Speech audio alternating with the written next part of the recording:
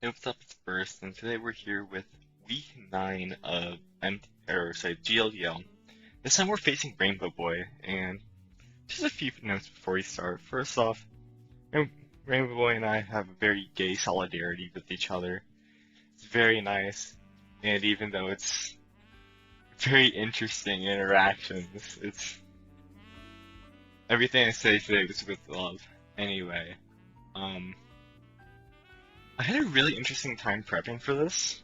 Part of it being that I really needed to win this, like, very badly. I need to win my next two matches, in fact.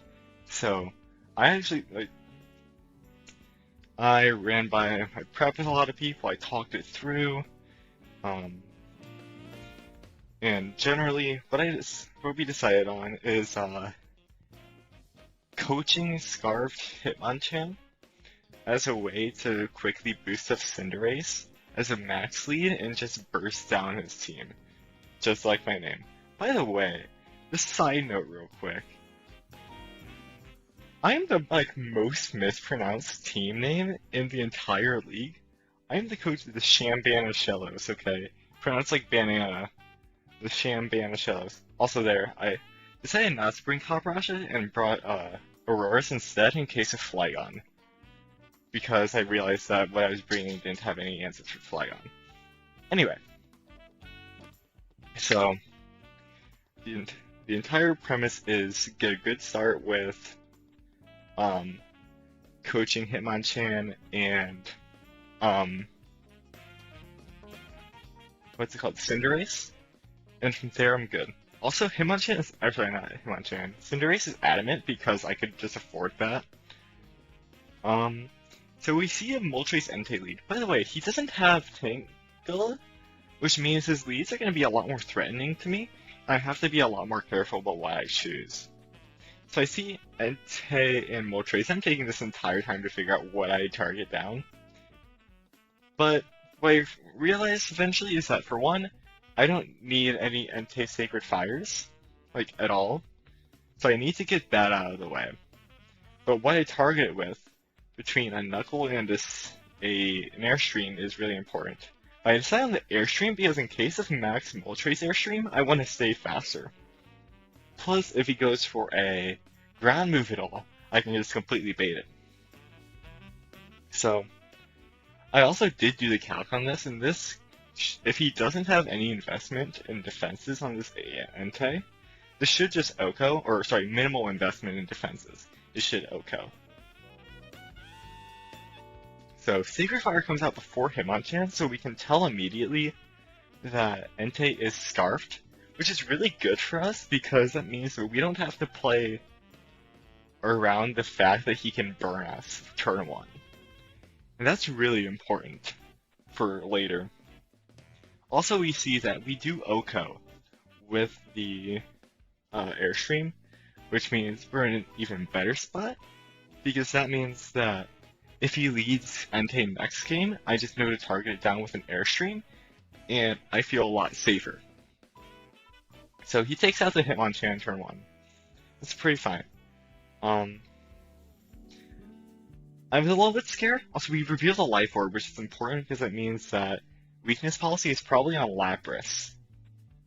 But I'm deciding, okay, so Entei's down, so Aurora's has pretty free reign. If he brings in Togedemaru, good job bringing Togedemaru, but I had no reason to think he would bring Togedemaru given I'm not running Rotom. So Flygon comes out. I'm feeling a lot better about Aurora's here. But I do realize that Aurora's needs to have some speed in order to outspeed this Flygon, so I need to go for the Airstream.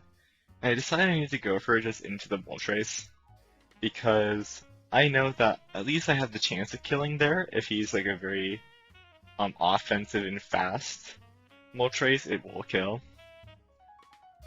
So we'll see.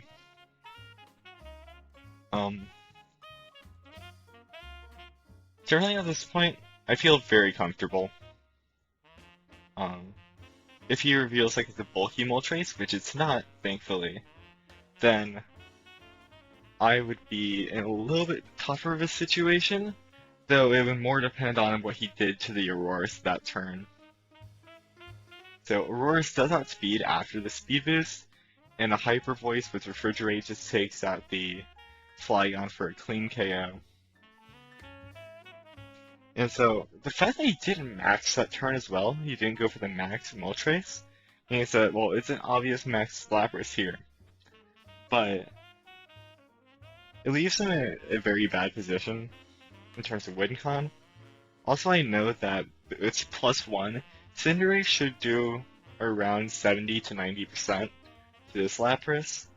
And since we have the speed boost, Aurora should outspeed Lapras as well and take the KO there. So I'm expecting that I can get both hits off before Lapras can really do anything, and before I can get up a G-Max Resonance. So I think I'm in a very solid position momentum-wise. So, yeah, this entire game was just controlled off of momentum, and it ended up lasting 3 turns for a reason. But going into the next game, I'm in a spot where the fact is that he just I don't mean to be rude, but he kind of shit the bed here. And so I know that he has to have whatever the 90 seconds in prep, as well as whatever happens between then and team select. He has that amount of time to figure out a solution to this major problem. So I feel very comfortable in bringing what I brought the first time. Also, I never got to reveal Articuno, which is really good for me because it means that he can't adapt to the Articuno. So whatever adaptations he makes, Articuno will likely be a little bit more important than Aurorus for the second game. Now I do think of, like, okay, do I go Aromatisse or Caparajah? But, to be honest, looking at his team, and knowing what Cinderace Hitmonchan just can do to the lead, I honestly don't think that Aromatisse or Caparajah is important. Maybe, like, Aromatisse is a lot more of a supportive set this time, and even though it's bulky, it dies to physical hits, so it's Focus Sash.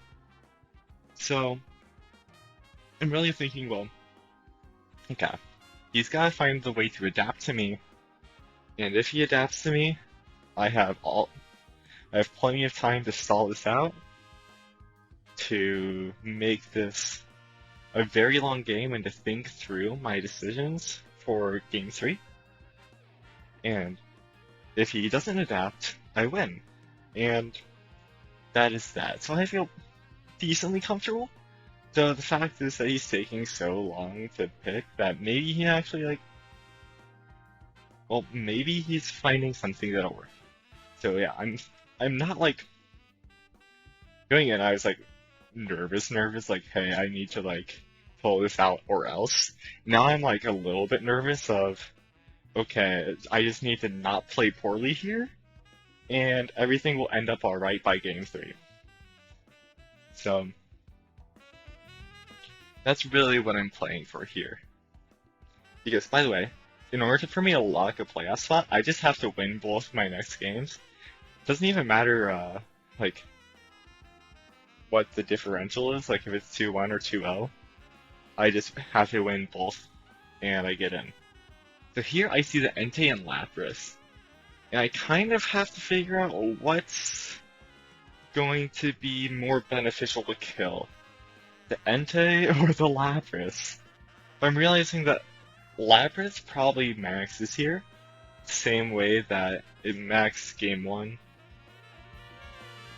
And it probably, I've actually had a really tough call here, because Lapras is probably running an Ice move, and if he gets the read correct, that I'm going to Airstream into Entei. Because, by the way, I have to Airstream into Entei in case he goes for a Ground move into me. Or just purely because that's the one thing that can kill the Entei real quick before it does any major damage. Because Entei is #1 priority to get out of the way, and then Lapras #2. I mean, even though Lapras is fucking massive, Lapras is #2. So we do see the max, and it should be on the Lapras. And yeah, if he gets the call correctly, goes for the Resonance, then I feel like I'm in pretty good shape. Or no, he's in pretty good shape, not me. Oh fuck no. But it really depends on his build mainly. So he goes for the Sacred Fire, and yeah, we can tell it's like adamant, 252 attack, scarfed. So I'm feeling very nervous about this turn. But I do have the coaching boost, which is nice. And then what we see from Lapras is interesting. So first he doesn't make the call. He goes for the Geyser instead of the Resonance, which Resonance probably would have set him up for the rest of the game a lot better. But whatever. Also, I just fucking tanked that like a champ. So I'm thinking one of two things here. Either A, he's got no special attack investment, or no attack investment if he's physical, or B, he's physical and just coaching is so good that it doesn't do anything. So anyway, I see Flygon here and I'm like, ah, fuck it. I don't need to care about Flygon. And my decision really comes down to the fact that he didn't set Aurora Veil for himself. So I'm in a really good position to set myself up to +2. And now that I know that only a +1 max knuckle does like 90% to a max Lapras, the +2 is gonna kill. So I feel very comfortable in this position. And the fact is that coaching leaves Cinderace in a very good defensive spot against this Flygon. So that I'm just not worried about any hit I'll eventually take from it. But the Flygon goes for Dragon Dance instead. That's pretty smart because it has to. It literally has to. Like, what else is it gonna do? Is it gonna, like, ground move? It can't hit a ground move if I'm flying type. What is he gonna do? Read that I go Knuckle? But yeah, it's a smart move. I'm basically trying to set up an end game with Flygon. By the way, I just like didn't see what he was doing because I was riding, so I need to make sure that it was Dragon Dance based on the animation. I'm kind of like, well, I can just kill the Moltres. I will be at +4 at this point. And maybe I can't, if I don't kill the Moltres, I'm gonna go for the Max Slayer here actually, which is actually a pretty dumb move on my part. I should have gone Airstream, but I was like, well, I'm confident in Flare killing. So yeah, this is a little bit of a misplay.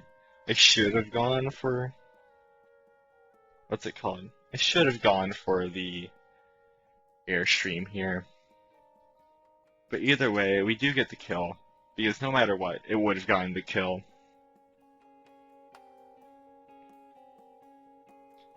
But yeah, the Airstream is more for typing safety against this Flygon who goes for the Earthquake, and brings both of them down to yellow.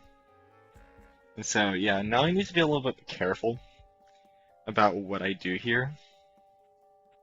And this move that I go for Cinderace is very important. But I'm realizing here that I don't really want to go for Pyro Ball or High Jump Kick. I contemplate like double protecting, but I eventually think that like, okay, High Jump Kick is very risky purely because of the protect. And Pyro Ball is risky in case he's a defensive set and he somehow lives. I didn't do the calc on this, so I'm thinking is, okay, maybe I can go Bounce, and I can bait out a protect, and I'll just go switch into Articuno. And so if he just like Earthquakes again, this is a very good spot for me. Also, I don't think he cares much about Hitmonchan at this point. because he's just gonna spam Earthquake anyway and try taking it out. So, yeah, pretty smart. And really all I can do here is just I'm contemplating either protecting or freezing glaring. I'm thinking the right move is freezing glare because it forces out this protect, right? And I just wanted to make sure in case he didn't protect and bounce missed somehow, that this KO would be brought up or something happened.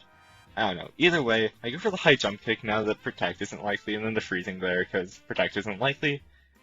And this is the game, so GG's to RainbowBoy. I know it was a quick one, but other than a couple misplays, he played the best he could. And those misplays really cost the match, but GG's, I hope in playoffs is better.